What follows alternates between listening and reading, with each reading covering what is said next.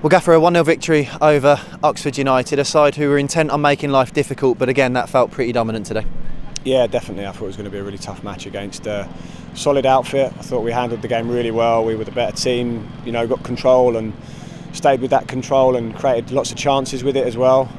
Couldn't quite get that sort of second goal, but I was really encouraged with the performance again. Seung-ho Paik with the decisive finish. It's a really composed, well taken stroke of the ball home. Yeah, it was an excellent goal. I mean, Paik's technically really good off both feet. Anyone that watches us play will know that. And he arrived in the box well. I thought Ethan did great to cut it back, and he's passed it into the goal rather than blasting it. He's just passed it in, and I was really pleased for Paik because it gives us so much, and it's nice for him to get the accolades. You mentioned the role that Ethan Laird's played again this afternoon, but he and Damari Gray down that left-hand side were making so many inroads in that first half. They were really on song. They were excellent. I thought Dimmy showed his X factor, that bit of quality that he's got, makes it difficult, 1v1 all the time. And Ethan, should get credit for that performance, because flipping over to that side, you can't just open up on your left foot and make passes. You have to be really, really good with your first touch and your decision making, and I thought he did it really well, really calm, really composed, and he picked his moments to go forward in that role. And one of the ones he picked ends up in a goal. First clean sheet of the season as well. Ryan Allsop's made a decent stop in the first half, but other than that, we've done really well as a side to keep them at bay. Well, for all the games, I think a combination of the 4 games we've had this season, we've had minimal shots on target against us, but I thought Ryan did make a good save because I had a good angle on that one. It's gone back across the goal, it's swerving away a little bit, and he's got a good hand on it, so that was a good save, and again Ryan was a good calming influence from the back.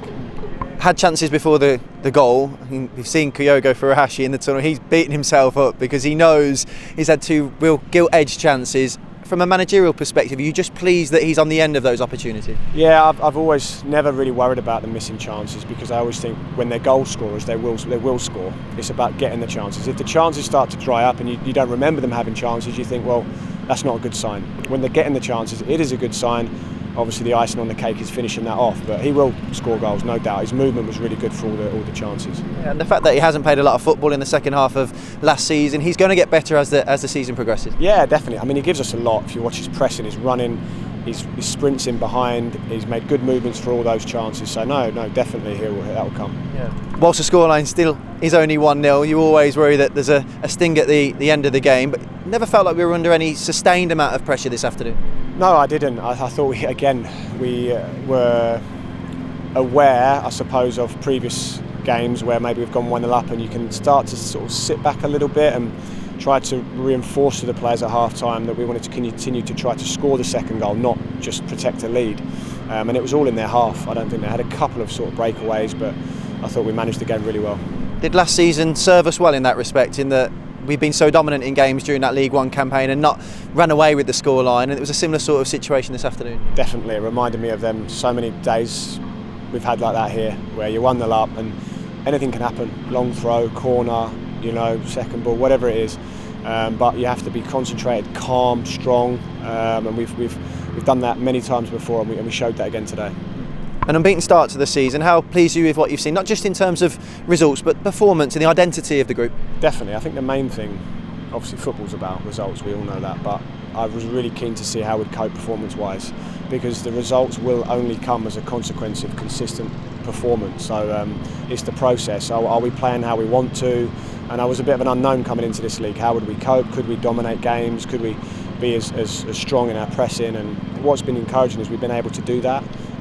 Every game's hard. I mean, this championship is relentless. You see results around today. It's like that. That's the way this league is. But we've performed strong in the games, and that's all I want to focus on. Results, sometimes happen, but if we perform like that, with that dominance and confidence and aggression, we'll pick up the results.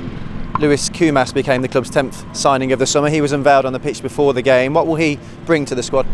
Well, he's a young player, 19, turns 20 next month, but he's a winger, direct, aggressive in his movements, runs in behind, wants to go 1v1 and score goals, can play across the front, in all the winger positions, even inside, also as a 10, so he's versatile. But I love his work ethic. He's someone that works really hard for the team, and if he does that, he'll fit right in here. Looking ahead to next week, a further 2 games, starting with Port Vale in the Carabao Cup, a different challenge, a side in a different division, but again an opportunity to continue this momentum. Yeah, exactly. Port Vale, the next game, that's the most important one. We have to recover tomorrow and quick turnaround. It's a big week for us. We've got that game 2 days in Leicester, so Port Vale, we're in the Cup, and it's the next game at home here, and hopefully we can get through. Congratulations, Gaffer. Cheers, thank you.